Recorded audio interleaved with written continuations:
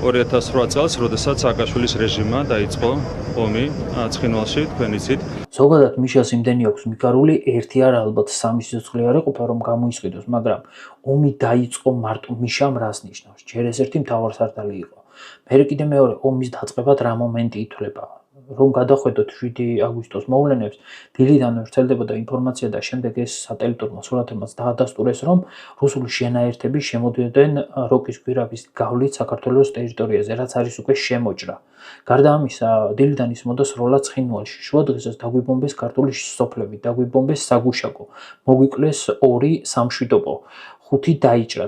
აგვიფეთქეს ჯავშან ტრანსპორტიონი. ანუ ეს ყველაფერი არ ითვლება ომის დაწყებად, შემოჭრასთან ერთად და მაშინ როცა 23 საათსა და 35 წუთზე გაიცა ბრძანება, რომ სამხედროებს შეეჩერებინათ რუსეთის ფედერაციის რეგულარული შენაერთების გადაადგილება როკის გვირაბის გავლით ცხინვალის რეგიონში.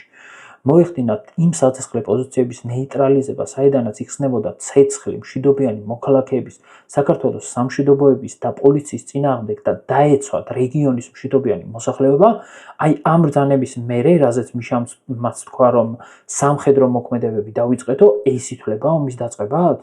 ანუ სახში რომ შემოგივარდეს ვინმე, შენ რომ თავი დაიცვა, შენ ახარ დამნაშავე? ანუ შენ დაიწყე?